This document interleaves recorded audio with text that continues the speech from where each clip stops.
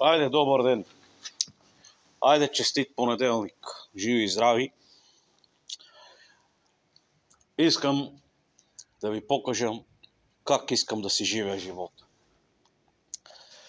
Искам така на строеж да съм. Да ям като куче. Много ме харесва така да ям като куче.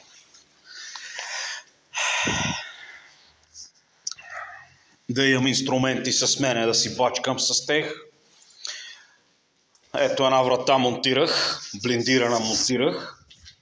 Втора врата съм монтирал, от сутринта самичък. Имам още няколко вратички, тук е малко мизерно. Но 4 етажа по 4 врати. Та това права. ЕГ. Турски врати, дорма. Стеги имам, всичко ми е 6.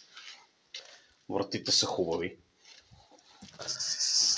Инструмента ми е тук. Хладилник. Добре. Искам да си живеем самичък, така да си бачкам по цял ден, да си взимам обик пари. Една черната количка долу е на бея. Та къща ние сме прили статко. Та тук вътре една баня прих. Тая. Друго не. И така. Едеме риба. Бавничко. Има кокали. Такъв живот искам аз. Не ти искам луксове. Не ти искам 6-7 звездни хотели. Не ти искам големи екскурзийки. Модерни. Не искам такива работи. Искам първично. Искам истинско. Искам да не си харча парите за глупости. Да си имам пари у дома.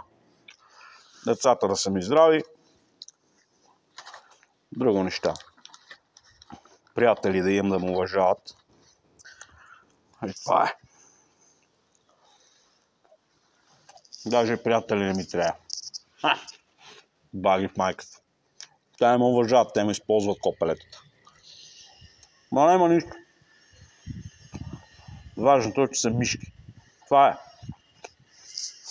Искам да съм си сами.